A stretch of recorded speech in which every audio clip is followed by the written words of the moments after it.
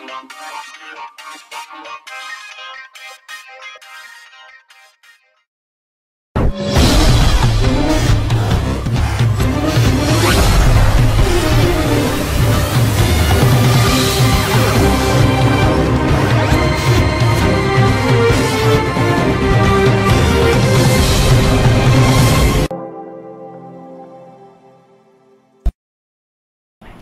ధ్యానంలోనికి వెళ్ళడం కంటే ముందు ప్రియులారా, దేవుని సహాయం నిమిత్తం చిన్న ప్రార్థన చేసుకుందాం. ప్రియులారా, అందరూ తలలు వంచి కళ్ళు మూసుకున్నట్లయితే ప్రార్థన చేసుకుందాం. ఆకాశ మహాకాశములకు సృష్టికర్త అయిన మా కన్న తండ్రి, సర్వోన్నతుడ సర్వశక్తిమంతుడా, మీ పరిశుద్ధమైన ఘనమైన శ్రేష్టమైన పాదములకు వందనములు తండ్రి.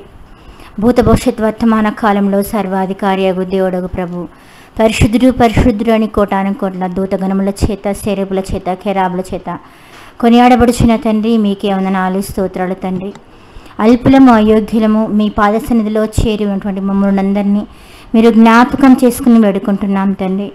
నాయన, మా జీవితంలో మీరు మమ్మల్ని జ్ఞాపకం చేసుకుని ఇచ్చిన ఆయుష్కై, ఆరోగ్యమునకై, ఇచ్చినటువంటి కుటుంబాలను బట్టి, ప్రకృతిని బట్టి, సమస్తాన్ని బట్టి మీకే వందనాలు చెల్లిస్తున్నాం తండ్రి.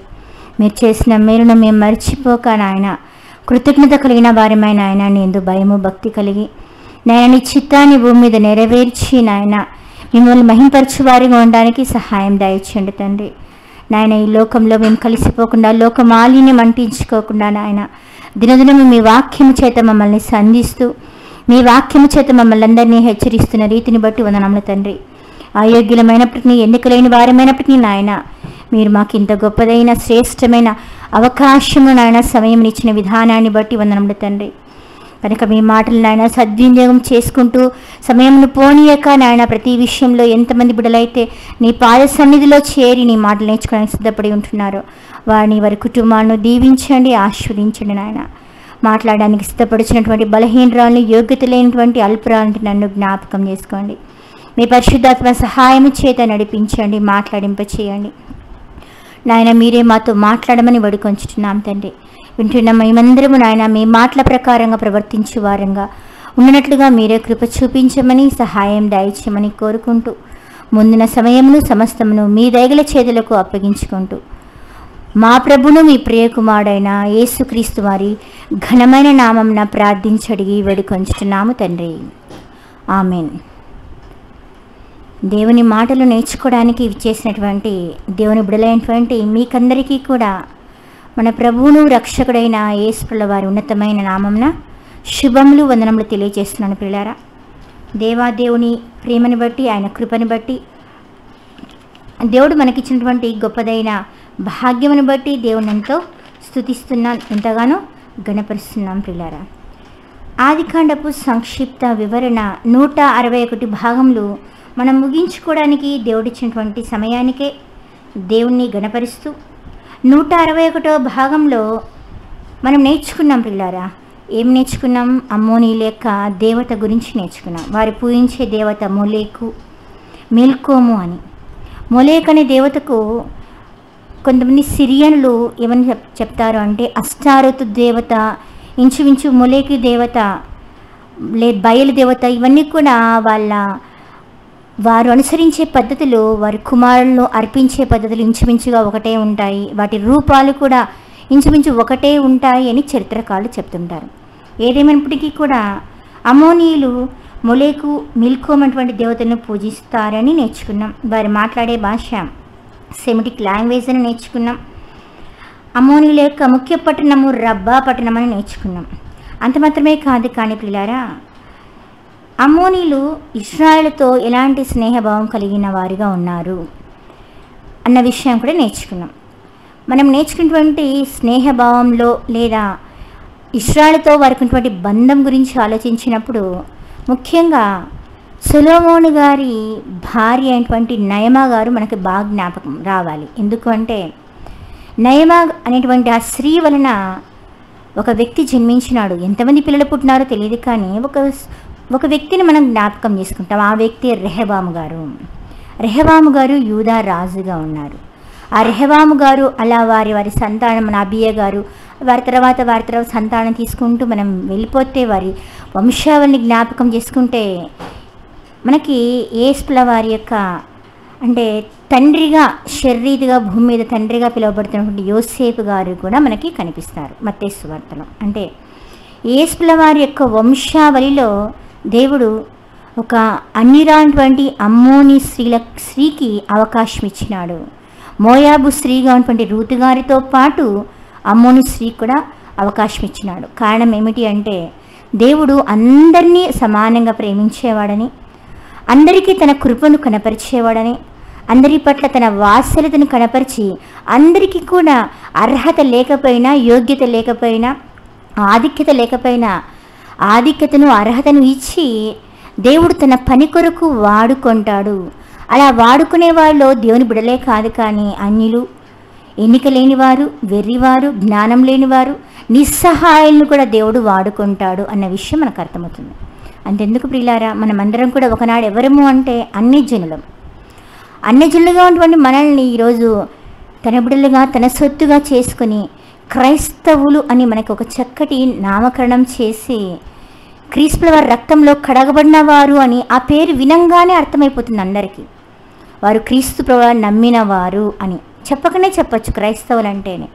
అలా అంత మంచి ఆధిక్యతను మనకి ఎందుకు ఇచ్చిండు అంటే మనం కూడా అన్యులమే, యోగ్యత లేని వారిమే, కానీ అన్యులుగా ఉన్న మనల్ని దేవుడు ధన్యులుగా చేసి ఇంత గొప్ప భాగ్యం ఇచ్చినాడు. అలానే ఆనాటి కాలంలో కూడా అమ్మోన్ రానటువంటి నయమా గారి వలన పుట్టినటువంటి రెహబాము గారు క్రీస్తుల వారి యొక్క వంశావళిలో నయమా గారు ఉన్నారు. పేరు రాయకపోయినా కూడా ఖచ్చితంగా, ఎందుకంటే రెహబాము గారు ఎవరికి పుట్టినారు అంటే సొలొమోను గారు నయమా గారికి పుట్టినటువంటి కుమారుడు అని మనకు తెలుసు. కాబట్టి దేవుడు ఆ స్త్రీకి కూడా ఆధిక్యత ఇచ్చినాడు. అంటే దేవుడు తన పని కొరకు ఎవరినైనా వాడుకుంటాడు.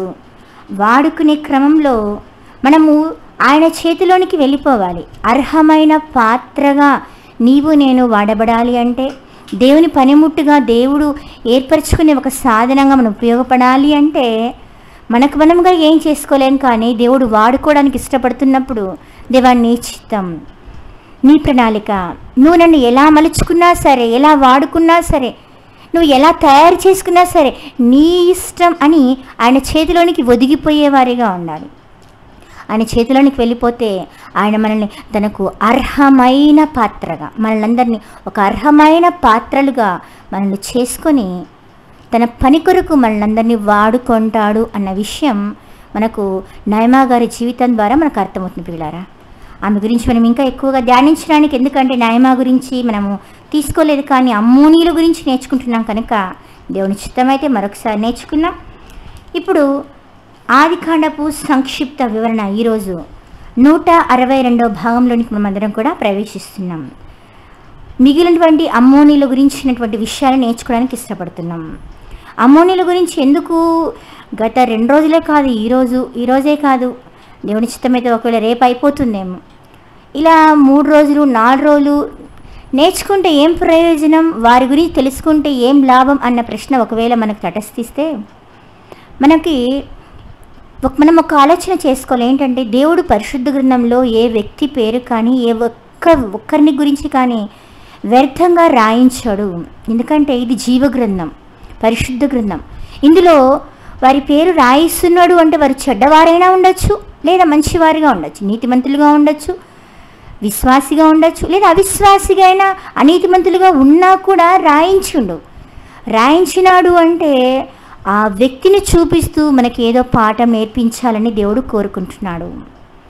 అది వారి నుంచి మనం మంచి పాఠమైనా నేర్చుకోవచ్చు, లేదా వారిని చూసి నేను అలాంటి జీవితం జీవించకూడదు, నాలో కూడా వారిలో ఉన్నటువంటి తప్పుడు జీవితం, వారిలో ఉన్నటువంటి లోపాలు నాలో ఉన్నాయేమో, అందుకొరకే దేవుడు కొంతమంది వ్యక్తులను నా ముందు ఉంచి నాకు పాఠం నేర్పుతున్నాడు.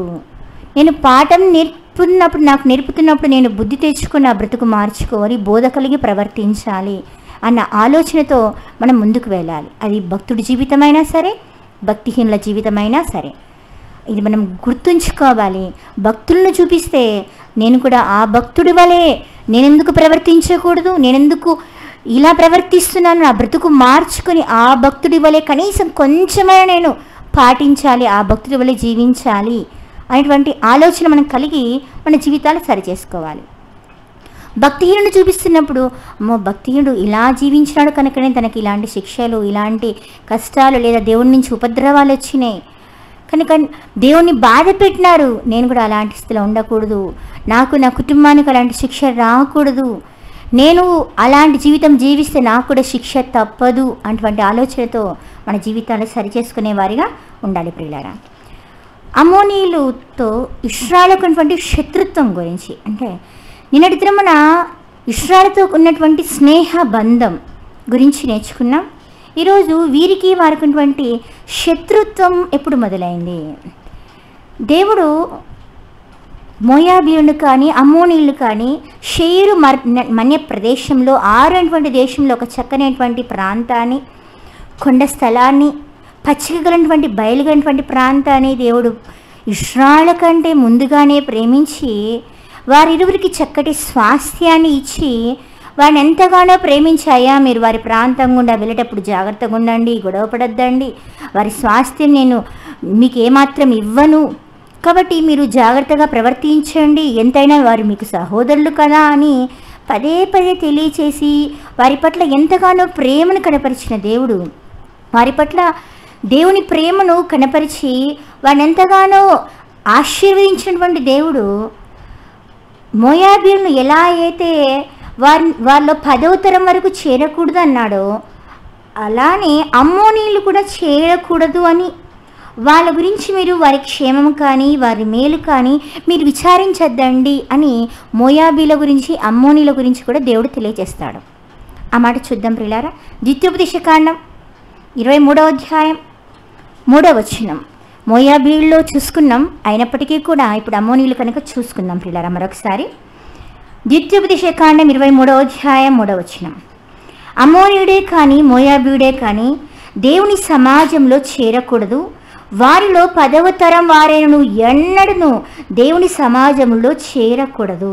6వ వచనం.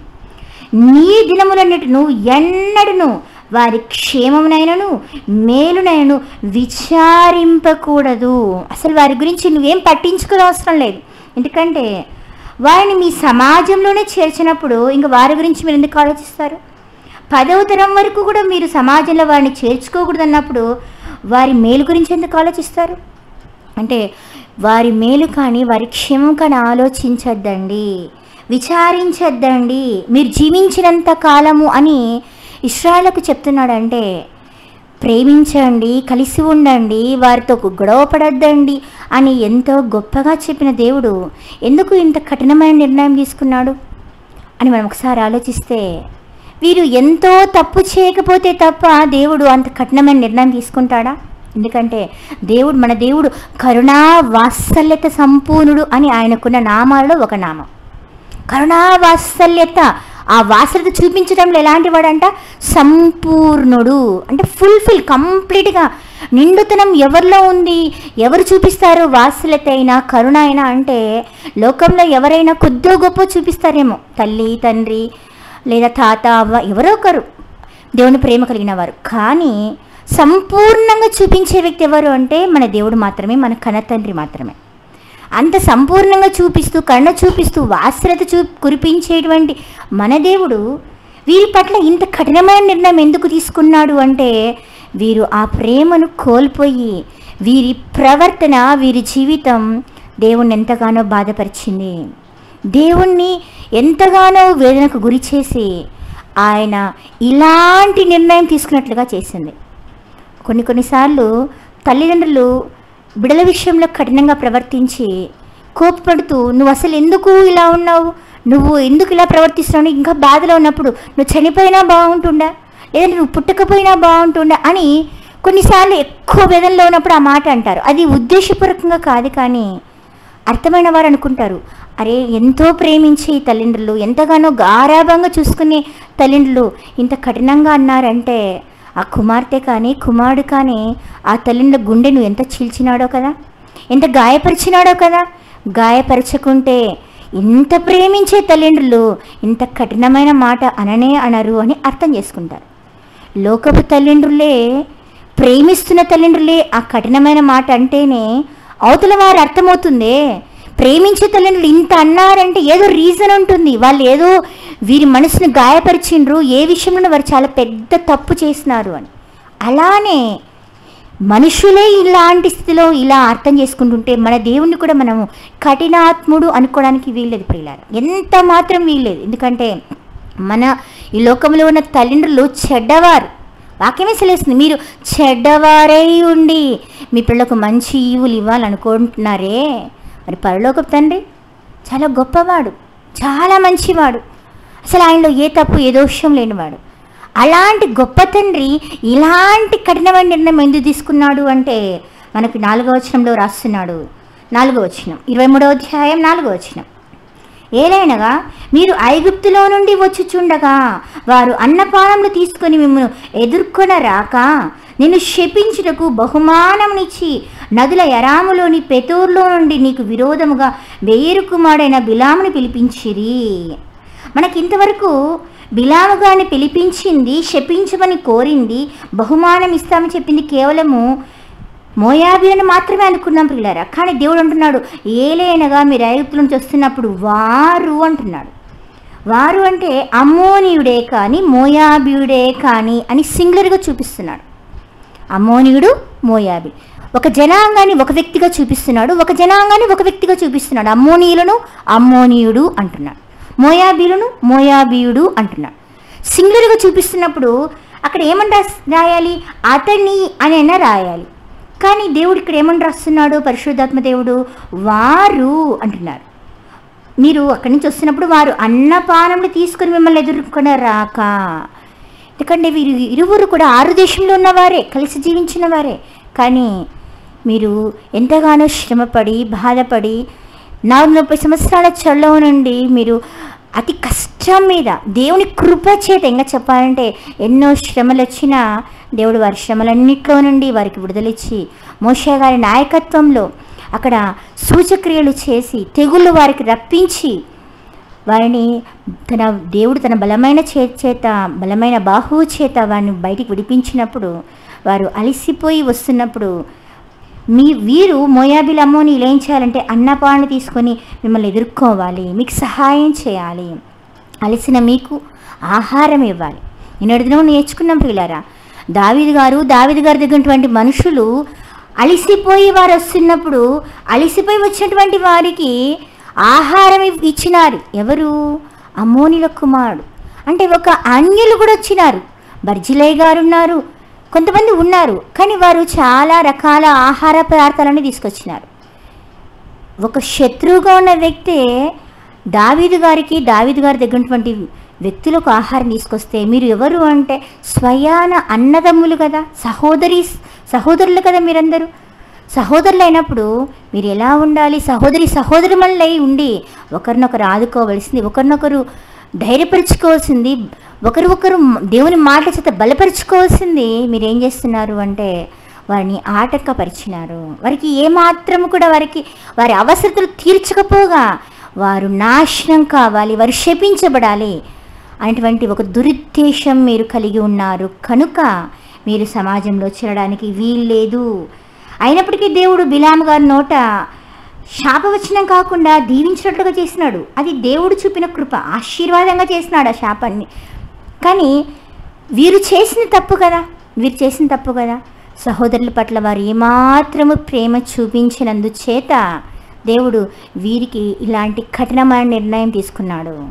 మీరు నిజంగా వారు ఇశ్రాయేలుకు వాగ్దానం చేసింది మొదటిగా ఇశ్రాయేలకే, అబ్రహాం గారికే వాగ్దానం చేసింది. మొదటిగా వాగ్దాన భూమిని స్వతంత్రించుకోవాల్సింది వీరే. కానీ వీరు రాకముందే నేను ప్రేమించి మీకు ఇచ్చినాను. మీ గురించి మీరు చెప్పుకోవడానికి మీకు ఒక మంచి పుట్టుక లేదు. మీ గురించి మీరు గొప్పగా చెప్పుకోవడానికి ఆ లోతు గారి కుమారులం అని చెప్పుకోవడానికి లేదు. అబ్రహాం గారి సహోదరుని కుమారులం అని చెప్పడానికి కరెక్ట్గా వారికి లేదు. అంత ధైర్యం కూడా చాలదు. అంటే ఏ విషయంలో కూడా వారు ప్రౌడ్గా ఫీల్ అవుతూ వారి పుట్టుక గురించి కానీ, వారి బంధుత్వం గురించి కానీ, వారి రిలేషన్ గురించి చెప్పుకోవడానికి కూడా అవమానంగా ఫీల్ అవుతున్నటువంటి మీరు, ఎన్నిక లేని మీరు, యోగ్యత లేని మీరు, నేను యోగ్యతనిచ్చి, నేను కృపనిచ్చి, నేను ప్రేమించి మీకు ఒక చక్కటి స్థలాన్ని ఇచ్చి మీరు ఇక్కడ చక్కగా జీవించండి, మీకు కానీ మీ పశువులకు కానీ మీ జనాంగానికి కానీ ఏ లోటు ఉండకుండా మీరు సుఖంగా బ్రతకండి అని నేను ఇంత చక్కగా మళ్ళీ ప్రేమించి ఒక స్వాస్థ్యాన్ని, ఒక చక్కటి దేశాన్ని మీకు ఇస్తే మీరు చేసింది ఇదా అని దేవుడు చాలా కోపగించుకొని వారి గురించి ఇశ్రాయేలుకి తెలియజేస్తున్నాడు. అయ్యా, మీరు ఏమాత్రం కూడా వారిని సమాజంలో చేర్చుకోవడానికి వీల్లేదు, 10వ తరం వరకు కూడా చేర్చుకోవడానికి వీల్లేదని చెప్పినా కూడా సొలొమోను గారు తను ఒక ఇశ్రాయేలు రాజే ఉండి ఒక చక్కటి భక్తిగంటువంటి దావీదు గారి కుమారుడై ఉండి కూడా ఆయన మోయాబు స్త్రీలను, అమ్మోనీల స్త్రీలను కూడా వివాహం చేసుకున్నాడని, అలా అమ్మోని స్త్రీలను వివాహం చేసుకున్నప్పుడు ఒక స్త్రీనే నయమా అని వారిని వివాహం చేసుకోవడమే కాదు కానీ అమ్మోనుల దేవతలను కూడా పూజించి తప్పు చేసిన వాడిగా ఉన్నాడని నేర్చుకున్నాం పిల్లలు. అంత మాత్రమే కాదు కానీ నెహెమ్యా గారి కాలంలో కూడా మనము మోయాబుల చరిత్ర గురించి నేర్చుకుంటున్నప్పుడు, ఆ జనాంగం గురించి చెప్పుకున్నాం. ఏమని మోషే గారు తను ధర్మశాస్త్రంలో వ్రాయబడిన మాటను నెహెమ్యా గారి కాలంలో ఆ మాటను చదివిస్తారు. అయ్యా, ఇదిగో అమ్మోనీలే కానీ మోయాబీలే కానీ ఎట్టి పరిస్థితిలో కూడా చేరడానికి మీలో చేరకూడదని ఆనాడు మోషే గారు తన ధర్మశాస్త్రంలో తెలియచేసినాడు కదా, మీరెందుకు ఇలా ప్రవర్తిస్తున్నారు, మీరెందుకు ఇలా అమ్మోనీలు వివాహం చేసుకున్నారు అని హెచ్చరిక చేస్తారు నెహెమ్యా గారు. నెహెమ్యా గ్రంథం 13వ అధ్యాయం 1వ వచనం. ఆ దినమందు వారు మోషే గ్రంథం జనులకు చదివి వినిపించగా అందులో అమ్మోనీలు కానీ మోయాబీలు కానీ దేవుని సమాజంలో చేరకూడదు అని స్పష్టంగా చెప్తున్నారు. వారు అన్నపానములు తీసుకుని ఇశ్రాయేలులకు ఎదురుపడక వారిని శపించమని బిలామును ప్రోత్సాహపరిచిరే. కాబట్టి వీరిలో మీరు వివాహం చేసుకోకూడదంటే అయినప్పటికీ వీరు ఏం చేస్తున్నారంట, వివాహం చేసుకున్న వారిగా ఉన్నారు. ఇక్కడేమో అట్లాంటి జన సమూహంలో నుంచి వాళ్ళు వెలివేసినారు. మరలా నెహెమ్యా గారు వెళ్ళి తన ప్రాంతాన్ని షూషను కోటకి వెళ్ళి వచ్చేసరికి మరలా వారు ఏం చేస్తున్నారంటే మరలా వారితో కలిసి జీవనం కొనసాగిస్తూ వారిని అలాగే ఉంచుకున్న వారిగా ఉన్నారని కూడా మనం నేర్చుకున్నాం పిల్లలు. కాబట్టి ఇలాంటి భయంకరమైనటువంటి పరిస్థితులకు వెళ్ళిపోయినారు. దేవుడు సెలవిచ్చిన దేవుని ఆజ్ఞను త్రోసివేసిన వారిగా ఉన్నారు. 23వ వచనంలో ఉంటుంది, 13-23లో కూడా ఆ మాట. ఆ దినముల్లో అష్టోదు అమ్మోను మోయాబు సంబంధులైన స్త్రీలు వివాహం చేసుకున్న కొందరు యూదులు నాకు కనబడిరి. మరలా వచ్చేసరికి మరలా వారు అదే స్థితిలోనికి వెళ్ళిపోయిన వారిగా ఉన్నారు. అంటే దేవుడు అందును బట్టి వారి మీద కోపగించుకోవడం జరిగింది. తన బిడ్డలైనటువంటి ఇశ్రాయేలుకు సహాయం చేయకపోగా, వారికి మేలు చేయకపోగా వారి మీదకి కీడు చేయడానికి ఇష్టపడిన వారిగా ఉన్నారు. మనం కూడా సాధ్యమైతే మనము మేలు చేసేవారిగా ఉండాలి, కానీ ఒకరి కీడు కోరుకునే వారిగా ఉండకూడదు.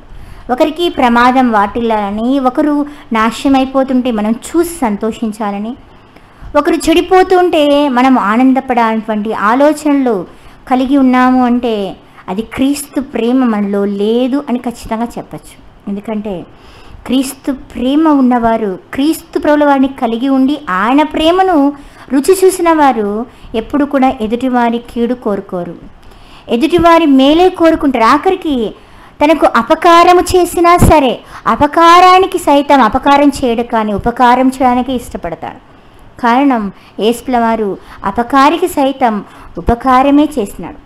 తను సిలువ వేసిన యూదులనైతేమి, రోమా సైనికులనైతేమి అందరి గురించి కూడా ప్రార్థన చేసి తన గొప్పదైన ప్రేమను ప్రకటించుకొని వారి కొరకు విజ్ఞాపనం చేస్తూ ఇప్పటికి కూడా ఇంకా మనందరి కొరకు విజ్ఞాపనం చేస్తున్నాడు. మనం ఎంత దోషులమైనా, ఎంత పాపులమైనా, ఎంత నీచులమైన, దుర్మార్గులమైన అంటే ఎప్పుడు కూడా క్రీస్తు వారి ప్రేమ ఉన్నటువంటి వారు అవతల వారు పాడు కోరుకోరు, అవతల వారి చెడు కోరుకోరు, కీడు కోరుకోకుండా మేలునే కోరుకునే వారిగా ఉంటారు. పేతురు గారు చదివిస్తారు కదా ప్రియులారా, కీడుకు ప్రతి కీడు మీరు చేయొద్దండి, ఎందుకంటే మీరు ఆశీర్వాదానికి వారసులుగా ఉండడానికి పిలువబడినారు.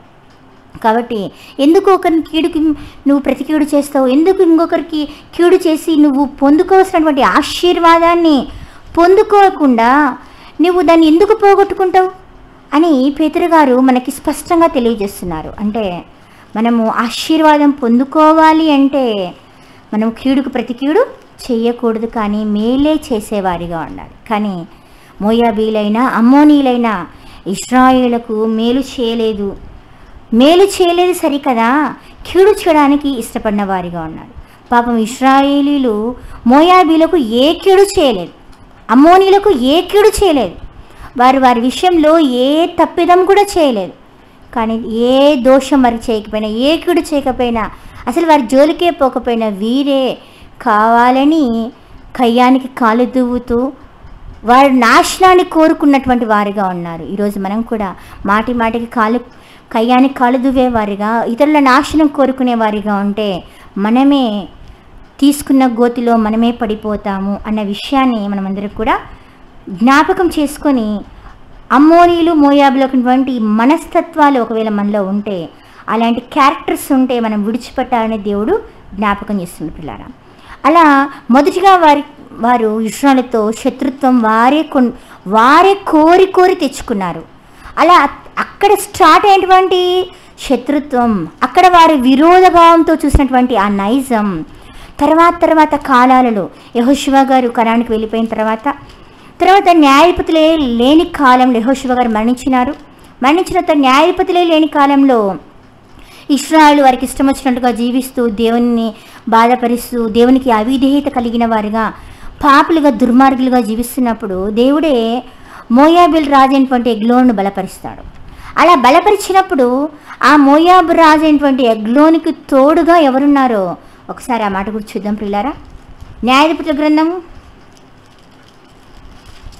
3వ అధ్యాయం, న్యాయాధిపతుల గ్రంథము 3వ అధ్యాయం 13వ వచనం. అతడు అమ్మోనీయులను అమాలేకులను సమకూర్చుకొని పోయి ఇశ్రాయేలును ఓడగొట్టి ఖర్జూర చెట్ల పట్టణంను స్వాధీనపరుచుకొనెను అని ఉంది. ఎవరు అతడు అంటే పక్కనే అంటాడు, మోయాబు రాజైన ఎగ్లోను అని. ఎగ్లోను బలపరిచింది దేవుడే, కానీ అతనికి సహకారం ఎవరెవరు ఇచ్చిండ్రంట? అమ్మోనీయులు, అమాలేకీయులు కూడా కలిసి ఇశ్రాయేలును ఓడగొట్టి ఖర్జూర చెట్ల పట్టణం ఏంటి ప్రియులారా? ఎరుకో పట్టణం. ఖర్జూర చెట్ల పట్టణం ఏంటి? ఎరుకో పట్టణాన్ని స్వాధీనం చేసుకున్నారు అని. తర్వాత దేవుడు యెహూదు గారిని ఏర్పరచుకొని యెహూదు గారి ద్వారా ఎగ్లోను ఓడించడానికి కృప చూపించిండు. ఎందుకు అంటే ఇశ్రాయేలు మళ్ళా దేవుని వైపు తిరిగి వారి పాపంలో వారు ఒప్పుకొని వారి పశ్చాత్తాపడినందుకు దేవుడు కృప చూపించిన వాడిగా ఉన్నాడు. మళ్ళా తర్వాత విడిపింపబడిన తర్వాత ఇశ్రాయేలు ఏం చేస్తారంటే మళ్ళా దోషులు అయిపోతారు.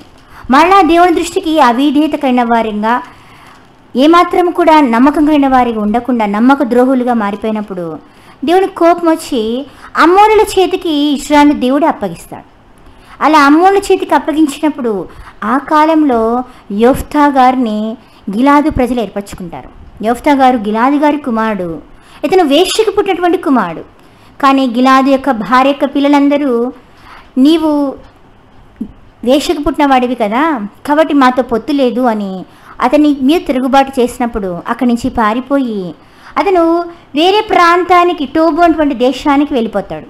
టోబు దేశంలో ఉన్నప్పుడు ఇక్కడ ఇశ్రాయేలు అమ్మోనీయులతో యుద్ధం చేయడానికి వారందరూ సన్నాహాలు చేసి వారందరూ కూడా గిలాదులో దిగి ఉంటారు. అమ్మోనీయులు యుద్ధం చేయడానికి అలా గిలాదులో దిగి ఉన్నప్పుడు ఆ గిలాది పెద్దలందరూ కూడా ఆలోచన చేస్తారు, ఈ టైంలో మనల్ని ఆదుకునేవాడు, మనల్ని కాపాడేవారు ఎవరంటే యోఫ్తా, గిలాదు కుమారుడు అయినటువంటి యోఫ్తా. ఎందుకంటే అతను పరాక్రమంగా అయినటువంటి బలాఢ్యుడు కనుక అతని దగ్గరికి పోయి అడుగుదామని చెప్పి గిలాది పెద్దలు వెళ్ళి అతన్ని వేడుకోవడం, అతను అడగడం, తర్వాత అతను రావడం, అతను వచ్చి అతను దేవుని సహాయము చేత అమ్మోనీయులను ఓడించడం చూస్తాం.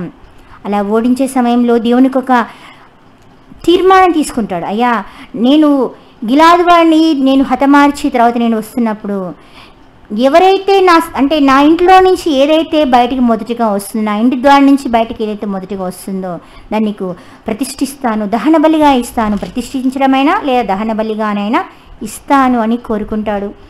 కానీ తన కుమార్తె రావడం జరుగుతుంది, దేవుని కొరకు ప్రతిష్ఠించిన వాడిగా ఉంటాడు. ఇదంతా కూడా మనకు న్యాయాధిపతుల గ్రంథం 11వ అధ్యాయంలో మనకి వ్రాయబడి ఉంటుంది పిల్లారా. ఇక్కడ కూడా అమ్మోనీయుల చేతిలో నుంచి దేవుడు యోఫ్తా గారిని ఏర్పరచుకొని యోఫ్తా గారి ద్వారా అమ్మోనీయులపై విజయాన్ని దేవుడు దయచేస్తాడు. అంటే న్యాయాధిపతుల కాలంలోనే ఒక వ్యక్తి మోయాబు రాజుతో పాటు ఎగ్లోనుతో పాటు అమ్మోనీయులు కలిసి యుద్ధానికి వస్తున్నారు. ఇంకొకసారి దేవుడే అప్పగించినాడు. అప్పుడు కూడా విరోధ భావంతో ఉన్నప్పుడు దేవుడే మరలా యెఫ్తా గారి ద్వారా వారికి విజయాన్ని ఇచ్చిన మాడిగా ఉంటున్నారు. తర్వాత న్యాయాధిపతుల కాలం అయిపోయిన తర్వాత సమూయేలు గారు ప్రవక్తగా ఉండి ఆ సమయంలోనే క్రొత్తగా బెన్యామీను కుమారుడు బెన్యామీను అనేటువంటి గోత్రానికి చెందినటువంటి కీషు కుమారుడు అయినటువంటి సౌలు గారిని పట్టాభిషేకం చేస్తాడు. ఆ సమయంలో అమ్మోనటువంటి నాహాసు అనేటువంటి ఒక రాజు యాబేష్గిలాద్ అనేటువంటి వారి మీదకి వెళ్ళి వారితో అంటాడు, అయ్యా మీరు నాతో లోడిపోతారా, నాకు నిబంధన చేసుకోండి, లేకపోతే మీ కన్నులు ఊడదీసేస్తాను, మీ పురుషుల కుడి కన్నులు ఊడదీసేస్తాను, మాతో నిబంధన చేసుకుని మాకు దాసులుగా ఉంటారా లేదా అని బెదిరిస్తారు. ఈ యాబేష్గిలాద్ అనే ప్రాంతం ఎక్కడ ఉంది అంటే యోర్దానికి తూర్పుగా ఉంది. అమ్మోనీయులకు ఉత్తరంగా ఉన్నటువంటి పట్టణమే యాబేష్గిలాద్. ఈ విషయం ఎప్పుడైతే సౌలు గారికి తెలుస్తుందో సౌలు గారు వెంటనే తను రౌద్రుడై దేవుని ఆత్మచేత నింపబడిన వాడై తన దగ్గరటువంటి ఎద్దులను 12 ముక్కలుగా కోసి ఇజ్రాయేలు జనాంగం అందరికి 12 గోత్రాల వారికి వారు ఎక్కడెక్కడ ఉంటున్నారో వారికి అందరికి తలా ఒక ముక్క పంపించి, అయ్యా రేపటి దినానికల్లా మీరందరూ వచ్చేయాలని చెప్పి అందరినీ సమకూర్చి అందరూ కలిసి ఆయన 3 గుంపులుగా ఏర్పరచుకొని ఈ అమ్మోనీల మీదకి యుద్ధానికి వెళ్ళడం జరుగుతుంది. అలా యుద్ధానికి వెళ్ళి అమ్మోనీలను బహుగా హతమార్చడం జరుగుతుంది ప్రియులారా. ఆ మాటను చూసుకుందాం ప్రియులారా. సమూయేలు మొదటి గ్రంథం 11వ అధ్యాయం 11వ వచనం. సమూయేలు మొదటి గ్రంథం 11వ అధ్యాయం 11వ వచనం. మరునాడు సౌలు జనులను 3 సమూహములుగా చేసిన తర్వాత వారు తెల్లవారు సమయమున దండు మధ్య నుంచి వచ్చి మధ్యాహ్నంలోగా అమ్మోనీయులను హతము చేయగా వారిలో మిగిలిన వారు ఇద్దరేసి కూడి పోజాలకుండా చెదిరిపోయిరి. అలా సౌలు గారు ఇంకా ఈ కార్యక్రమం చేయడం వలన అమ్మోనీయులటువంటి ఆ ప్రజలను ఎక్కువగా హతమార్చడం మూలాన అందరూ కూడా భయపడిపోయి ఈయననే మనకు ఖచ్చితమైన రాజు అని ఆయనకు తిరిగి ఆయన రాజుగా ఖచ్చితంగా స్థిరపరిచి ఆయన పట్టాభిషేకం చేయడం కూడా మనకి ఆ కింది వచనాల్లో కనిపిస్తుంది పిల్లలు. అంటే అమ్మోనీయులు న్యాయాధిపతుల కాలంలో వీరికి విరోధంగా వచ్చినారు, సౌలు గారి కాలంలో వచ్చినారు, ఆఖరికి మనం చూసుకుంటే దావీదు గారి కాలంలో కూడా వీరు శత్రుత్వం కోరి కొని తెచ్చుకుంటారు పిల్లలు. నిన్న నేర్చుకున్నాం నాహాషు గారు అటువంటి అమ్మోని ఈ వ్యక్తే అంటే ఇప్పుడు చూసినటువంటి సౌలు గారి కాలంలో విరోధంగా ఇశ్రాయేలు మీదకి వచ్చినటువంటి వ్యక్తే దావీదు గారి కాలంకు దావీదు గారు రాజయ్యే కాలానికి ఉపకారం చేసిన వాడిగా ఉన్నాడు అని చరిత్రకారులు చెప్తున్నారు. వీరిద్దరు ఖచ్చితంగా ఒకరు అని చెప్పలేం, కానీ చరిత్రకారులు అయితే ఇద్దరు ఒక్కరే అని వారు తెలియచేసినారు. ఏదైనప్పటికీ కూడా దావీదు గారికి ఉపకారం చేసినారు అని నేను నేర్చుకున్నాం. ఉపకారం చేసినందుకు దావీదు గారు ఏం చేస్తారంటే, అయ్యో నాకు ఉపకారం చేసినారు కదా, ఉపకారం చేసినటువంటి వీరికి నేను ఉపకారం చేయాలి, తన కుమారుడు బతికున్నాడు కదా హానును, ఆ హానునికి నేను ఏదో ఉపకారం చేయాలంటే కొంతమంది దూతల్ని పంపించి అతన్ని ధైర్యపరుస్తాను. ఎందుకంటే తన తండ్రి మరణించి తను ఎంతగానో దిగాలుగా ఉన్నాడు, ఎంతగానో వేదనగా ఉన్నాడు. ఒక స్నేహితుడిగా ఉపకారం పొందిన వ్యక్తిగా నా వంతుగా నేను అతన్ని ఆదరించవలసిన బాధ్యత ఉంది, ఓదార్చవలసిన బాధ్యత ఉంది. అతడు నాకు చేసిన ఉపకారానికి నేను ప్రత్యుపకారం చేయవలసిన బాధ్యత ఉంది. కృతజ్ఞతాభావం కైనా వాడేటువంటి దావీదు గారు కొంతమంది దూతలను పంపించడం జరుగుతుంది ప్రియులారా. అంటే ఇక్కడ ఈ మాట ద్వారా మనకు అర్థమవుతుంది ఏంటంటే, మరణించినటువంటి వారి కుటుంబం దగ్గరికి మనం వెళ్ళి ఏం చేయాలి అంటే ఓదార్చాలి, వారికి దేవుని మాటల చేత వారిని బలపరచాలి, నెమ్మది కలిగించే మాటలు తెలియచేయాలి. అలా తెలియచేయాలని దావీదు గారు మనకు సూటిగా స్పష్టంగా తెలియజేస్తున్నారు. అలా చేయకుండా వెళ్ళి ఇలా మరణించిండ్రు, ఏం చేసిండ్రో ఏమో, ఇంత రోగంతో మరణించిండ్రు, ఎన్ని పాపాలు చేసినారో, లేదంటే దేవుడు ఇంత భయంకరంగా చంపేస్తాడా, ఇలాంటి యాక్సిడెంట్ సంభవిస్తుందా, లేదా ఇంత భయంకరమైనటువంటి కరోనా రోగం వస్తుందా అంటూ కొన్ని రకాల మాటలు వినిపిస్తూ ఉంటాయి పిల్లరా. నిజంగా ఈ టైంలో కరోనా వైరస్తో చనిపోతున్నప్పుడు ఎంత పాపం చేసింటారో ఏమో, అందుకోసమే కనీసం చివరి చూపు కూడా కుటుంబీకులు నోచుకోలేని భయంకరమైన స్థితిలోకి వెళ్ళిపోయినారు అంటూ వారినే మనం వేలెత్తి చూపిస్తున్నామే. రేపు మన చావు ఎలా ఉంటుందో మనం ఎప్పుడైనా ఆలోచించినామా? మన గురించి మనం చనిపోయిన మన గురించి ఇతరులు ఏమనుకుంటున్నారో ఆలోచించినామా? అలా ఆలోచిస్తే ఇప్పుడు చనిపోయిన వారి గురించి కానీ రోగం వచ్చి చనిపోయిన వారి గురించి కానీ ఎవరి గురించి మనము ఎలాంటి మాట మాట్లాడడం ప్రియులారా, వ్యర్థంగా మాట్లాడడం. దావీదు గారి వలె ఓదార్చేటువంటి పని లేదా బలపరిచే వారిగా మనం ఉంటాం. కానీ దావీదు గారైతే సదుద్దేశముతో దూతలను పంపిస్తే ఇటువంటి హానున్నటువంటి ఆ వ్యక్తి దగ్గర ఉన్నటువంటి గనులు, అమ్మోనీల్లో గనులు ఎలాంటి ఆలోచన ఇచ్చిండ్రో ఒకసారి చూద్దాం ప్రియులారా. 2 సమూయేలు గ్రంథం 10వ అధ్యాయం 3వ వచనం. 2 సమూయేలు గ్రంథం 10వ అధ్యాయం 3వ వచనం. అమ్మోనీల ఘనులు తమ రాజుకు హానానుతో ఇలాగ మనవి చేసిరి, నీ తండ్రిని సన్మానించుటకే దావీదు నీ యొద్దకు ఓదార్చువాని పంపెనని నీవనుకొనుచున్నావా? నిజంగా దావీదు గారు ఏ ఉద్దేశంతో పంపినారు? సదుద్దేశం, ఓదార్చుట కొరకే పంపినాడు. కానీ వీరు ఎంతగా డైవర్ట్ చేస్తున్నారు చూడండి. మళ్ళీ గనులు అంటే లోకంలో గనులుగా ఉన్నవారు ఇంత పనికి మాలిన ఆలోచన చెప్తారని మనకు అర్థమైపోతుంది. ఈ పట్టణంను నాశనం చేయవలనని దాన్ని శోధించుటకై వారిని అతడు వేగు నిమిత్తమే పంపించి ఉన్నాడని నీకు తోచలేదా? లేనిపోని అనుమానాలు రేకెత్తిస్తున్నాడు, లేనిపోని గొడవలు మొదలుపెట్టిస్తున్నాడు. వాళ్ళ తండ్రికి దావీదు గారికి ఉన్నటువంటి స్నేహాన్ని కానీ, ఉపకార భావం కానీ, వారి మధ్యలో ఉన్నటువంటి అన్యోన్య సహవాసం కానీ ఏదైనా సరే దాన్ని విడగొట్టేటువంటి ప్రయత్నం, వారికి ఉన్నటువంటి సహవాసాన్ని చెడగొట్టే ప్రయత్నం, వారిద్దరి మధ్యలో విభేదాలు రేకెత్తిచ్చేటువంటి సలహాలు గనులు చెప్తున్నారంట. ఎంత భయంకరం! అసలు నిన్ను ఈ దేశాన్ని వేగు చూడాలని, ఈ దేశాన్ని వేగు చూసి, ఎందుకంటే వేగు చూసి నీ మీదకి ఇద్దానికి రావడానికి నీ నిమిత్తం పంపించిన నిన్ను శోధించుటకు, దాన్ని శోధించుటకే వాడిని వేగు నిమిత్తమే పంపించినాడు, నీకు తోచలేదా అని ఒక్క చెడు మాట. ఎందుకంటే ఆయన పాపం ఎలా ఉన్నాడు? హానును డిప్రెషన్లో ఉన్నాడు, తండ్రి చనిపోయిన బాధలో ఉన్నాడు. ఒక బాధలో ఉన్నప్పుడు, ఒక వేదనలో ఉన్నప్పుడు అవతల మనిషి ఇచ్చేటువంటి సలహా సరైనదా కాదా అని నిర్ణయించుకునే పరిస్థితిలో ఉంటాడు ప్రియులారా. ఏ వ్యక్తి అయినా సరే, అది ఎంత జ్ఞానం కలిగిన వాడైనా, దేవునిలో ఉన్నవాడైనా ఖచ్చితంగా అలాంటి స్థితిలో ఉంటారు. ఎందుకంటే వారు ఎక్కువ ఆలోచించరు, వాళ్ళకున్న బాధనే సర్లే మీరు చెప్తున్నారు అది నిజమేలే అన్నట్లుగా ఉంటుంది. కొన్నిసార్లు భార్యాభర్తల విషయాల్లో కూడా గొడవలు వచ్చినప్పుడు, లేదా భర్త తాగొచ్చి భార్యని కొట్టినప్పుడు ఆ భార్య సహిస్తూ ఉంటుంది. ఎందుకంటే ఆమె వివాహమైనప్పటి నుంచి అది కొంచెం అలవాటు అయి ఉంటుంది. నా భర్త అంతేలే, తాగుతాడు, కొడతాడు అని అలా ఆమె అడ్జస్ట్ అయిపోయి ఆ రోజుకి సహించి ఏడ్చి కొద్దిసేపు, లేదంటే ఆ పూట భోజనం చేయకుండా పండుకోవచ్చు. మళ్ళీ మర్నాడు యథావిధిగా భర్తతో కలిసి తన కుటుంబాన్ని కొనసాగించుకుంటూ ఉండొచ్చు. కానీ ఆ ఇంటికే వచ్చినటువంటి తన బంధువు కావచ్చు, లేదా ఇరుగు పొరుగు వారు ఏం చేస్తారు? ఒక పుల్లలు పెట్టే మాటలు మాట్లాడతారు. ఎలాంటి పుల్లలు అంటే, వదినా నీవు కాబట్టి నీ భర్త ఇంత తాగొచ్చి ఇట్లా కొడితే, నువ్వు ఇంత చదువుకున్నావు, నీ తల్లిదండ్రులు ఉన్నారు, నీ కుటుంబము నీకు పెద్దది, నీది పెద్ద బలగము, ఇన్ని పట్టుకొని నువ్వు ఇంకా కొడుతున్నా తిడుతున్నా ఎందుకు ఇలా ఇంట్లోనే పడి ఉంటావు? ఎందుకు ఇంత సర్దుకొని పోతావు?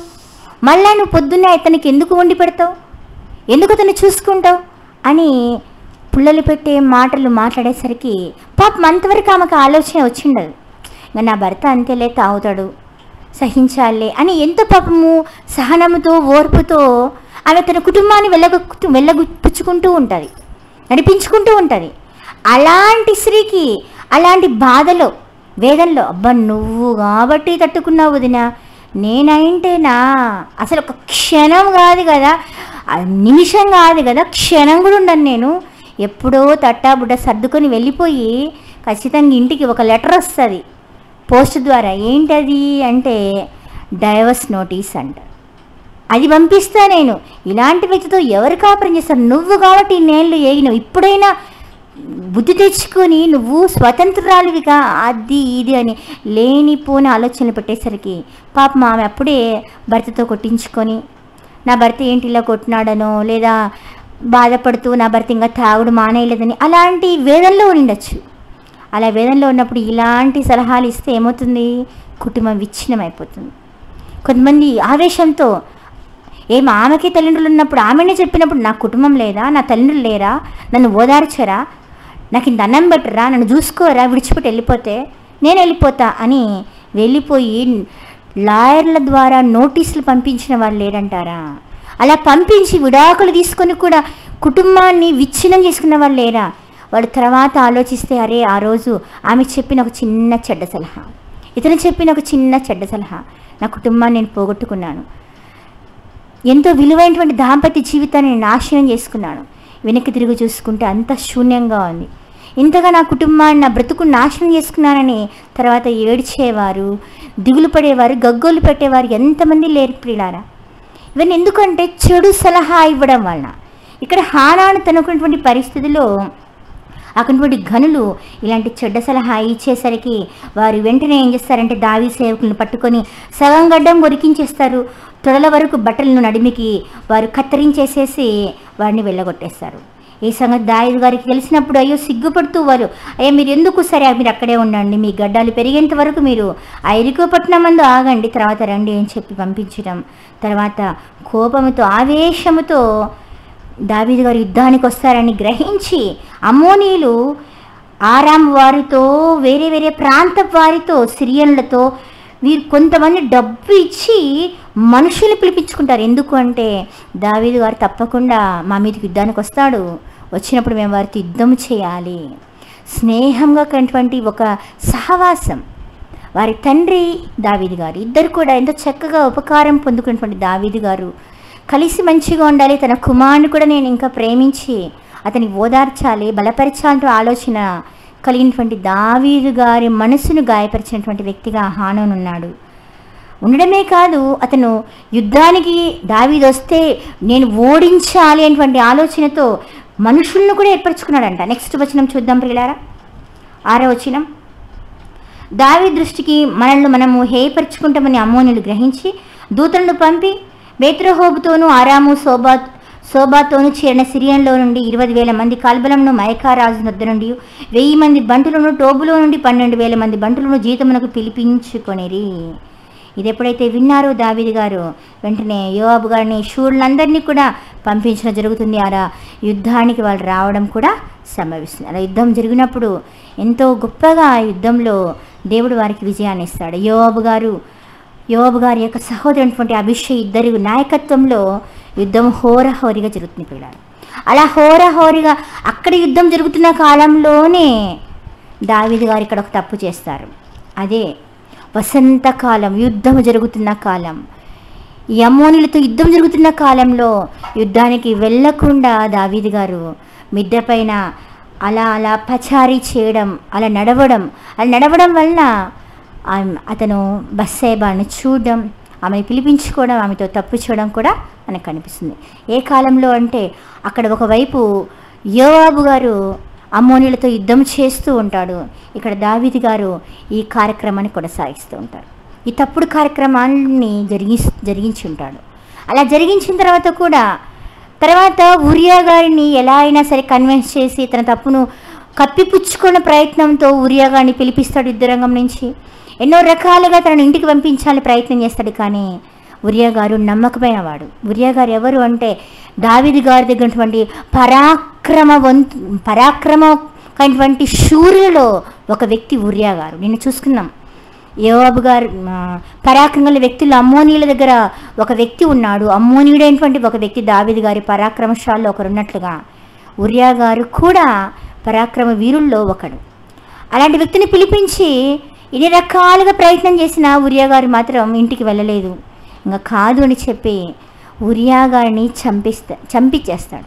ఎవరి చేత చంపిస్తాడో నాతాను గారే వచ్చి తెలియచేస్తాడు. అంటే దావీదు గారికి తెలియదని కాదు, కానీ హెచ్చరిస్తూ ఉంటాడు నాతాను గారు. ఒకసారి చూద్దాం ప్రియులారా, సమూయేలు రెండవ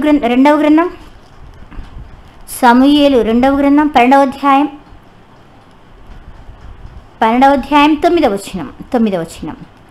నీవు దేవుని మాటను తృణీకరించి ఆయన దృష్టికి చెడుతనము చేసివేమి? నాతాను గారు దావీదు గారిని ప్రశ్నిస్తున్నారు. హిత్తీయుడగు ఉరియాను కత్తి చేత చంపించి అతని భార్య నీకు భార్య ఉన్నట్లుగా నీవు పట్టుకొని ఉన్నావు. అమ్మోనీల చేత నీవతని చంపించితివి కదా. ఎవరి చేత చంపించుండు? అమ్మోనీల చేత. ఎందుకు? యోవాబు గారు తగినటువంటి బలవంతులైనటువంటి శూరులందరూ అమ్మోనీలతో యుద్ధం చేస్తున్నారు. సిరియన్లతో, అరామీలతో, వీరందరితో యుద్ధం చేస్తున్నారు. అలా యుద్ధం జరుగుతున్న సమయంలో దావీదు గారు ఒక లేఖ పంపిస్తారు యోవాబుకి. ఏమని? ఇగో ఎక్కడైతే బాగా బలవంతులు యుద్ధం వేసేవారు, అంటే బాణాలు విసిరేవారు ఎక్కడైతే ఉంటారో అక్కడే నువ్వు ముందు పెట్టేసే ఉరియాను అని లెటర్ రాసి పంపిస్తాడు. కానీ పాపం తన ఎరుగకనే తన మరణ వార్తను తనే తీసుకుని వెళ్ళి అంత నమ్మకంగా, అంత యోగ్యంగా తను నమ్మకమైన పని చేస్తాడు. కానీ దావీదు గారు మాత్రం ఉరియా గారి విషయంలో నమ్మక ద్రోహం చేస్తాడని చెప్పచ్చు. ఆయన నమ్మక ద్రోహం చేసినప్పుడు ఆ అమ్మోనీల చేతిలోనే ఉరియా గారు హతమైపోతారు. కాబట్టి ఇక్కడ నాహాషు గారు చనిపోయినారు అటువంటి ఒక విషయం తెలిసినప్పుడు హానోనికి అక్కడటువంటి ఘనులు, అమ్మోనీల ఘనులు చెప్పినటువంటి చెడ్డ సలహా వలన ఎంత భయంకరమైనటువంటి పరిస్థితి దాపరించి ఎంతోమంది హతులైపోతారు. తర్వాత యోబు గారు వారి యొక్క పట్టణాన్ని, రబ్బా అంటే పట్టణాన్ని కూడా వారు పట్టుకున్నట్లుగా అదే 12వ అధ్యాయం 26వ వచనంలో రాయబడింది పిల్లారా. అదే 12వ అధ్యాయం 26వ వచనం, యోవాబు రబ్బాను అమ్మోనుల పట్టణం మీద యుద్ధం చేసి రాజ నగరిని పట్టుకొనెను. అలా పట్టుకోవడమే కాదంట, నెక్స్ట్ 31వ వచనంలో చూస్తే 31వ వచనంలో చూస్తే మరియు అతడు పట్టణంలోని బహు విస్తారమైన దోపుడు సొమ్ము పట్టుకుని పోయిను. పట్టణంలో ఉన్నవాడిని బయటకు తెప్పించి రంపముల చేతను, పదునుగల ఇనుప పనిముట్ల చేతను, ఇనుప గొడ్డెళ్ల చేతను వాడిని తుత్తునీలుగా చేయించి వాడిని ఇటుక అవములో వేసెను. అమ్మోనీల పట్టణములన్నిటికీ అతడు ఈలాగు చేశాను. ఆ తర్వాత దావీదును జనులందరూ తిరిగి యెరూషలేముకు వచ్చిరి. కాబట్టి దావీదు గారు యోధులను కూడా సమకూర్చుకొని వీరిని భయంకరంగా హతమార్చిన వారిగా, భయంకరంగా అమ్మోనీలను చాలామందిని హతమార్చి వాడిని చితక త్రొక్కిన వారిగా ఉంటున్నారు. మోయాబులను చితక దొరికింది కూడా దావీదు గారే కనిపిస్తున్నారు. అమ్మోనీలను కూడా చితక దొరికింది దావీదు గారే మనకు కనిపిస్తున్నారు. ఇశ్రాయేల్ రాజుల్లో మోయాబీల విషయంలో ఒమ్రీ గారు కనిపిస్తారు, ఆహాబు గారు కొంత కనిపిస్తారు. కాబట్టి ఇలా అమ్మోనీయులు దావీదు గారు చేతిలో భయంకరంగా హతమైన వారిగా, భయంకరమైనటువంటి వారి యొక్క సొమ్మును కూడా దావీదు గారు దోచుకున్న వారిగా కూడా కనిపిస్తున్నారు ప్రియులారా. మరి ఇంత మాత్రమేనా? ఈ కాలంలో దావీదు గారి కాలంలోనే అమ్మోనీయులు శత్రుభావం కలిగిన వారా? అక్కడితో అయిపోయిందా?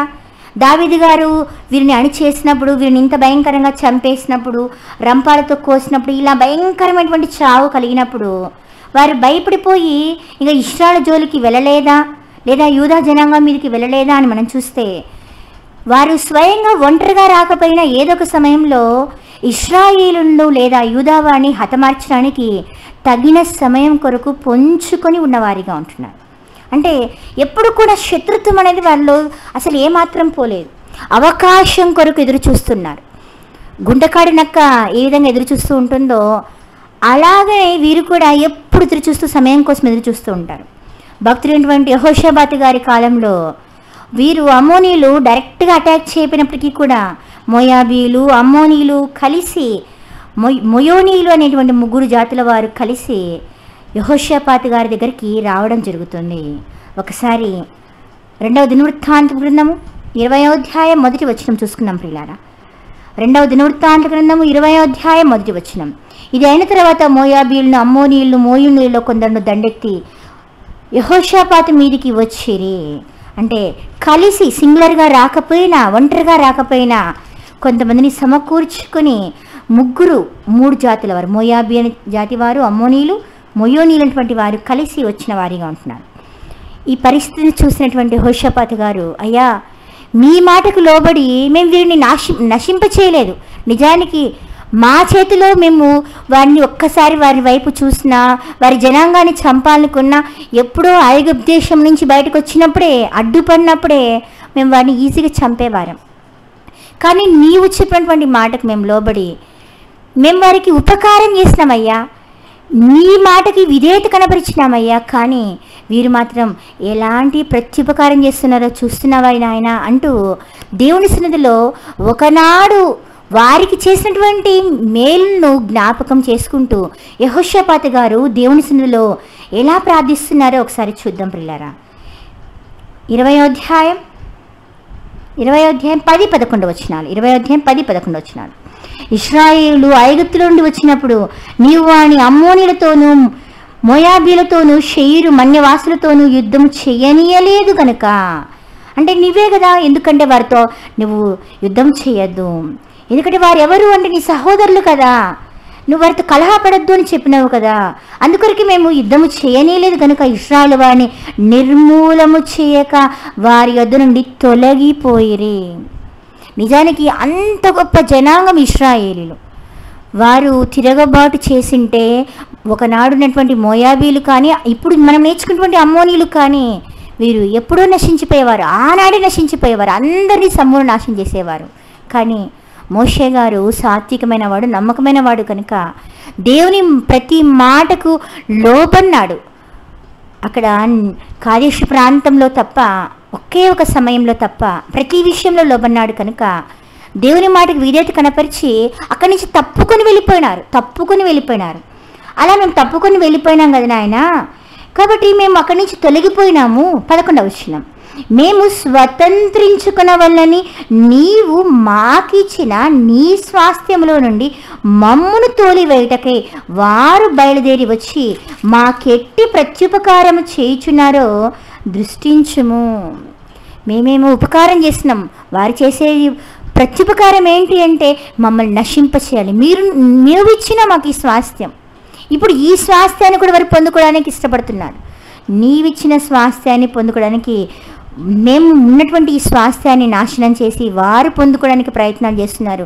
అంటే ఉపకారానికి ప్రతిగా వారు ప్రత్యుపకారం చేయకపోగా అపకారం చేస్తున్నారు తండ్రి.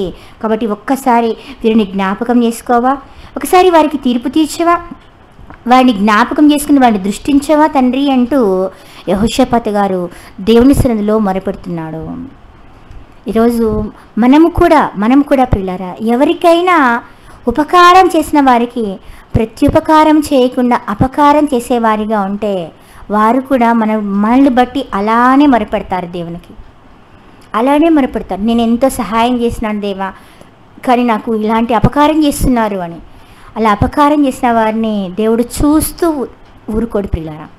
ఎందుకంటే దేవుడు మనకు చెప్పినటువంటి మాట ఏంటంటే అపకారికి సైతం ఉపకారం చేయాలని దేవుడు మనకు నేర్పించినాడు. అపకారికి సైతం ఉపకారం చేయాలి.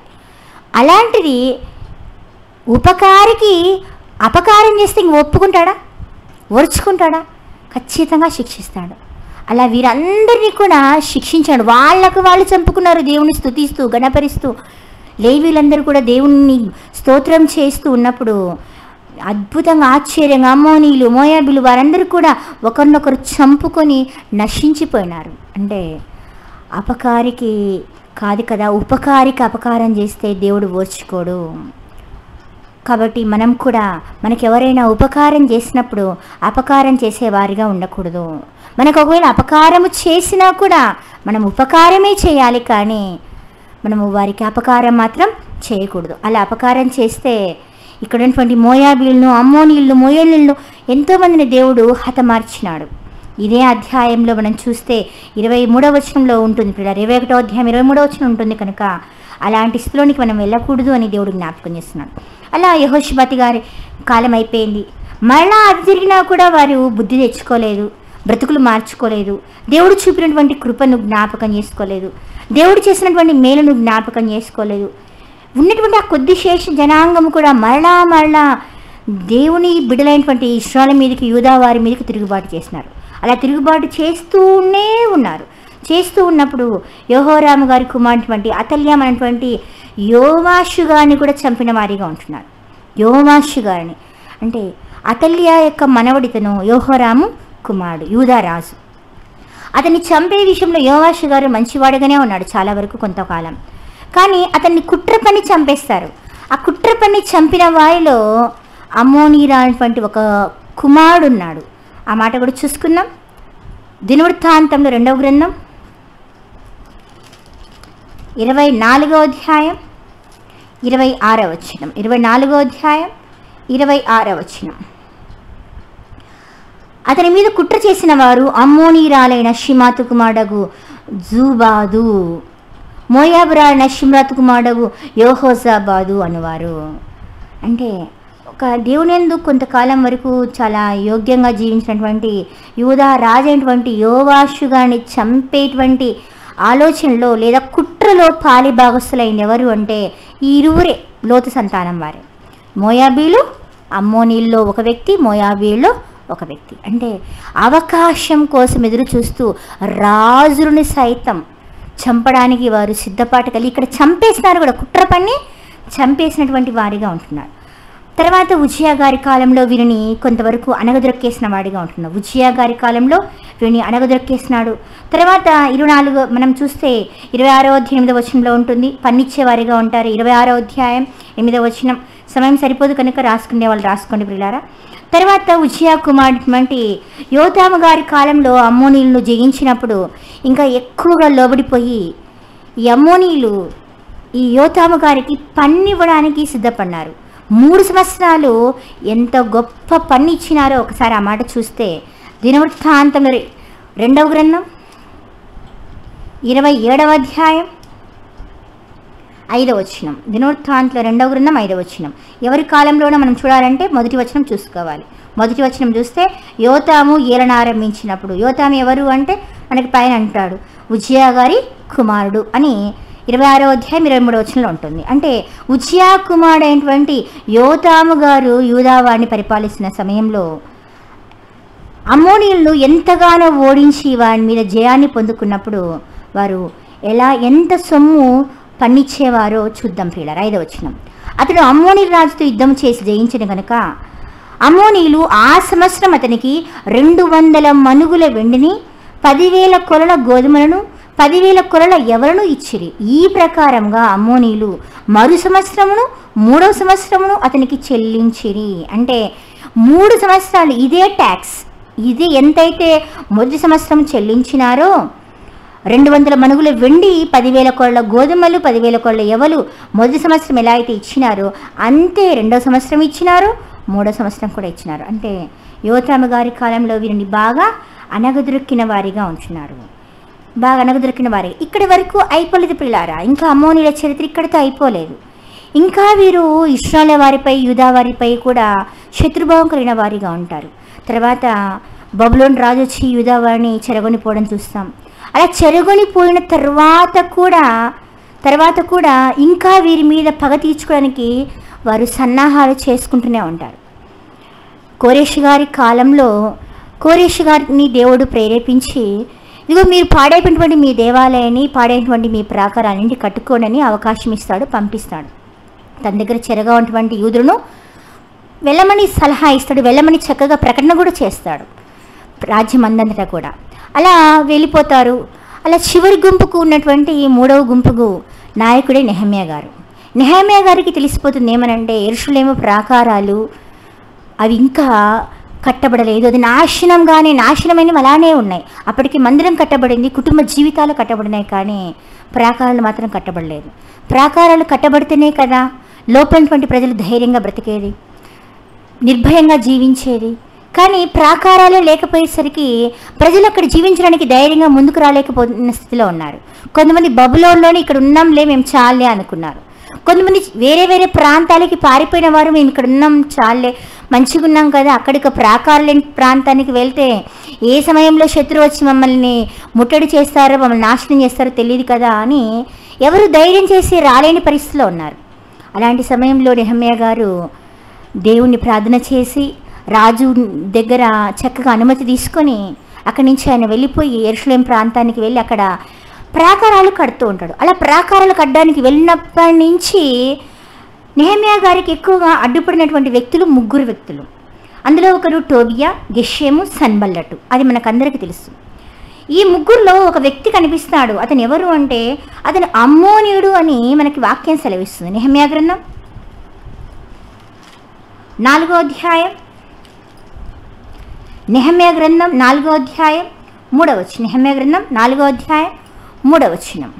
మరియు అమ్మోనీయుడైన టోబియా అతని యొద్దను ఉండి వారు కట్టిన దానిపైకి ఒక నక్క ఎగిరినట్టయినను వారి రాతి గోడ పడిపోవునను. వారు కట్టినటువంటి గోడను చూస్తూ అవమానపరుస్తూ హేళన చేస్తూ ఎంతగానో వారిని నిరుత్సాహపరుస్తూ వారి పని జరగకుండా అడ్డుపడినటువంటి వ్యక్తుల్లో, ముఖ్యమైన వ్యక్తుల్లో ఒక వ్యక్తి టోబియా. అలా ఇతనొక్కడే కాదు ప్రియులారా, గోడలు కట్టబడుతున్నాయని తెలిసిన తర్వాత కొన్ని జనాంగాల వారు వీరి మీదకి వచ్చి యుద్ధం చేయాలి, వీరు చేస్తున్న పని పరిపూర్ణంగా కొనసాగకూడదు, వీరిని ఎలా అయినా సరే ఆటంకపరచాలి, ఇంకా వీలైతే వీరిని చంపేయాలి, అటువంటి భయంకరమైన ఆలోచనలో ఉంటారు. వారేదో దేవుని పని చేసుకుంటూ పడిపోయిన ప్రాకారాలు నిర్మించుకుంటూ ఉన్నారు, ఎవరి మీదకి యుద్ధానికి వెళ్ళలేదు. కానీ వీరు దేవుని పనిలో ఒక భాగంగా ఉండి వారు దేవుని పని చేసుకుంటూ ఉంటే కొంతమంది, కొన్ని జాతుల వారు వచ్చి వీళ్ళని చంపాలన్న ఆలోచనలో వారు ఉండి వీరికి అడ్డుగా నిలుస్తారు ప్రియులారా. అలా వచ్చినటువంటి వాళ్ళు ఎవరున్నారో మనం చూస్తే ఆ మాటను కూడా చూసుకుందాం. చివరిగా నెహెమ్యా గ్రంథం 4వ అధ్యాయం 7వ వచనం. నెహెమ్యా గ్రంథం 4వ అధ్యాయం 7వ వచనం. సన్బల్లటును, టోబియాయును, అరబీయులను, అమ్మోనీయులను, అష్టోదీయులను యెరూషలేము యొక్క గోడలు కట్టబడినని, బిటలన్నీ కప్పబడినని విన్నప్పుడు మిగుల కోపబడి యెరూషలేము మీదకి యుద్ధమునకు వచ్చి పని ఆటంకపరచవలనని వారందరూ కట్టుకట్టి మమ్మను కలతపరచగా. అప్పుడు వారు దేవునికి ప్రార్థన చేసి వారు రాత్రింబగలు కావలే ఉన్నారంట. పాపము కత్తులు పట్టుకున్నారు, వారి నడుములకు కత్తులు పెట్టుకున్నారు, పని చేస్తున్నారు. అంటే పని చేస్తూ యుద్ధానికి సంసిద్ధత కలిగిన వారిగా ఉన్నారు.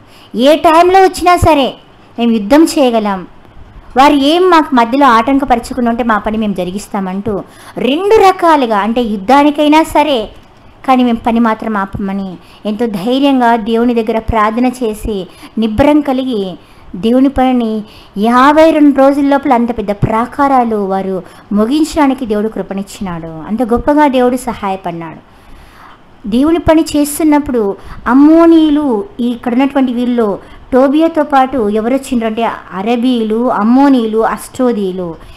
వీరిలో అమ్మోనీయులు కూడా ఉన్నారు. అంటే దేవుని పనిని చెడగొట్టే విషయంలో, దేవుని బిడ్డలను నాశనం చేసే విషయంలో, ప్రతి విషయంలో సహోదరులు కదా అన్న విషయాన్నే మరిచిపోయి ఐగుప్తు నుంచి ఇశ్రాయేలు ప్రజలు బయటికి వచ్చినది మొదలుకొని వారికి అడుగడుగున అడ్డుపడుతూ, అడుగడుగున వారిని శోధిస్తూ, అడుగడుగున వారిని బాధిస్తూ, కుట్రలు పన్నుతూ, వారి మీదకి యుద్ధానికి వెళ్తూ, సాధ్యమైన చోట రాజులను సైతం చంపేస్తూ, సాధ్యమైన చోట వారిని చంపాలన్న ఆలోచనలు కలిగి ఉంటూ ఎన్నో రకాలుగా ఆలోచనలు కలిగి జీవించిన వారిగా అమ్మోనీయులు ఉంటున్నారు. అలా జీవించినందుకు వారి యొక్క దుస్థితి, వారి యొక్క చేసిన దోషములన్నిటినీ దేవుడు జ్ఞాపకం చేస్తూ, ఇదిగో మీరు దీన్ని బట్టి అహంకారం ఉన్నారు కదా, దీన్ని బట్టి మీరు అతిశయించినారు కదా, మీలో అటువంటి ఈ తప్పు దోషాలన్నిటినీ మీ ముందరుంచుతున్నాను, మిమ్మల్ని శిక్షిస్తాను అని దేవుడు వారిని అందరినీ తర్వాత కాలంలో శిక్షించిన వాడిగా ఉన్నాడు. కనుక వారు అలా శిక్ష పొందుకోవడానికి వారిలోటువంటి తప్పులు ఏమిటో దేవుని చిత్తమైతే రేపటి దినంన నేర్చుకుందాం. అమ్మోనీయుల్లోనే తప్పులున్నాయి అనుకోకుండా ఆ తప్పులు నాలో, నీలో, మనలో ఉన్నాయేమో మనము వాటిని చూసుకొని మన జీవితాలు సరిచేసుకొని మనల్ని మనం విమర్శించుకొని ఆ తప్పులను మనం దిద్దుకునే వారిగా మనం అందరం ఉండాలని మనస్ఫూర్తిగా కోరుకుంటూ, అమ్మోనీయులు చేసినటువంటి మేలుకు ప్రత్యుపకారం చేయకపోగా అపకారమే చేయడానికి ఇష్టపడిన వారిగా ఉన్నారని ఈరోజు లేఖనంలో చూసిన ఆఖరికి యెహోషాపాతు గారు కూడా దేవుని సన్నిధిలో అలానే ప్రార్థించినాడు. అయ్యా, మీరు చెప్పినట్లుగా మేము వారిని నశింప చేయలేదు, వారి దగ్గర నుంచి మేము సైడ్ అయిపోయినాం, గొడవ పడుకోకూడదు, ఎందుకంటే నువ్వు చెప్పినావు కదా నాయన యుద్ధం చేయొద్దని, సైలెంట్గా పక్కకి వెళ్ళిపోయినాం. మేము పక్కకి వెళ్ళిపోయినా మాకు వాళ్ళతో అవసరం లేదు, నా దేవుడు చెప్పినాడు కదని మేము గమ్మున వెళ్ళిపోయినా వారు కావాలనే కాలు దువ్వుతున్నారు, కావాలనే మా మీదకి శత్రుత్వం పెంచుకోవాలని, మమ్మల్ని నశింప చేయాలని చూస్తున్నారు తండ్రి అని యెహోషాపాతు గారు ఎంత బాధపడుతూ ప్రార్థన చేసినాడు. ఒకవేళ ఈ మాటలు వింటున్నటువంటి మనందరిలో కూడా మనం కూడా ఇతరులను బాధ పెట్టేటువంటి అమ్మోనీయులకున్నటువంటి మనస్తత్వం మనలో ఉంటే మనం కూడా దాన్ని విడిచిపెట్టాలి.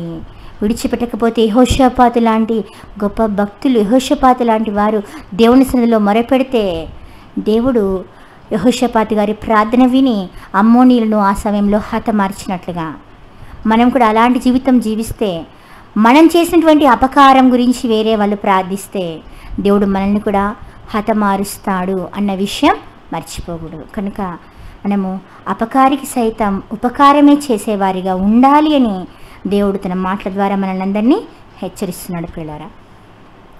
చిన్న ప్రార్థన వేసుకుందాం ప్రియులారా, చిన్న ప్రార్థన వేసుకుందాం.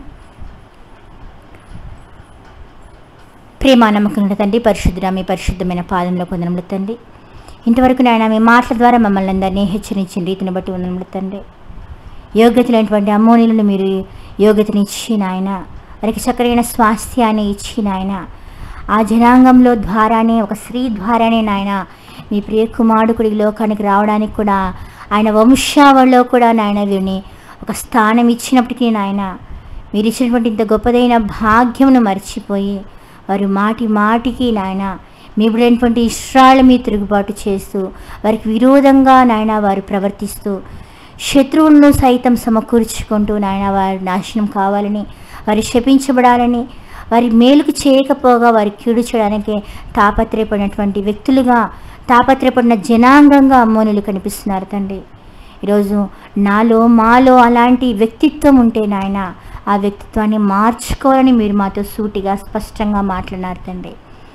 అపకారికి సైతం ఉపకారం చేయాలన్న మీరు నేర్పించినటువంటి మాటను మేము పక్కన పెట్టి ఉపకారికి సైతం అపకారం చేసేవారిగా ఉంటే, ఒకనాడు అమ్మోనీయులు నాయన ఏ విధంగా మీ చేతిలో నాశనం అయిపోయినారు హోషేపతు గారు స్తుతించినప్పుడు, లేవీలు ఘనపరిచినప్పుడు నాయన ఏ విధంగా నశించిపోయినారో ఆ విధమైన స్థితిలో మేము కూడా ఉంటామని భయము కలిగి, భక్తి కలిగి నాయన మేమందరము నీ పట్ల భయభక్తులతో జీవించలావునా, అందరికీ సాధ్యమైతే అందరితో సమాధానం కలిగి అందరికీ మేలు చేసేవారిగా ఉండడానికి సహాయం దయచేయండి. అవసరతలో అక్కడలో ఉన్న వారికి ఆదుకునేటువంటి మంచి మనసు దయచేయండి. ఒకరి నాశనాన్ని మేము కోరుకునే వారిగా ఉండకుండా ఒకరిని మేలు కోరుకునే వారిగా మేమందరం ఉండడానికి కృప చూపించి సహాయం దయచేయమని వేడుకుంటున్నాం తండ్రి. ఎంతమంది బలహీన స్థితిలో ఉంటున్నారో మీ చిత్తమైతే జ్ఞాపకం చేసుకోండి నాయన, కృప చూపించండి తండ్రి. నాయన ఎంతమంది నాయన మీ మాటలు విని ఉంటున్నారో తండ్రి, వారిని వారి కుటుంబాలను దీవించండి నాయన. మీ మాటల చేత ప్రతిరోజు మమ్మల్ని హెచ్చరిస్తూ మమ్మల్ని ఉజ్జీవింపచేస్తున్నందుకు వందనాలు తండ్రి. వినబడిన ప్రతి మాట మా హృదయాల్లో నాయన మేము వ్రాసుకొని, హృదయం అనే పలక మీద వ్రాసుకుని వాటి ప్రకారంగా ప్రవర్తించే వారిగా ఉండడానికి కృప చూపించండి నాయన. నాయన మరి రెండు మట్టుకు విని మమ్మల్ని మేము మోసపుచ్చుకోకుండా నాయన అనేకులు ఎదుట మీ ఘనమైన నామముని మహింపరిచినట్లుగా మా బ్రతుకులు జీవితాలు ఉండలాగున మమ్మల్ని సంసిద్ధత కలిగి ఉండవారంగా మీరే కృప చూపించమని వేడుకొంచుతున్నాం తండ్రి. నాయన కాన్ఫరెన్స్ కాల్లో ఉన్నటువంటి బిడ్డలను ప్రత్యక్షంగా పరోక్షంగా ఎంతమంది అయితే మీ మాటలు వింటున్నారో నాయన, వారిని వారి కుటుంబాన్ని దీవించండి, ఆశీర్వదించమని ప్రాధేయపడుతూ సమస్త మహిమా ఘనత ప్రభావాలు మీకు మాత్రమే ఆరోపిస్తూ క్రీస్తు వారి ఘనమైన నామమున ప్రార్థించడిగి వేడుకొంచుతున్నాము తండ్రి. ఆమేన్. మరొకసారి దేవుని మాటలు ఉన్నటువంటి సహోదరి మళ్ళకందరికీ కూడా క్రీస్తు వారి నామమున వందనములు తెలియజేస్తున్నాను. Thank you.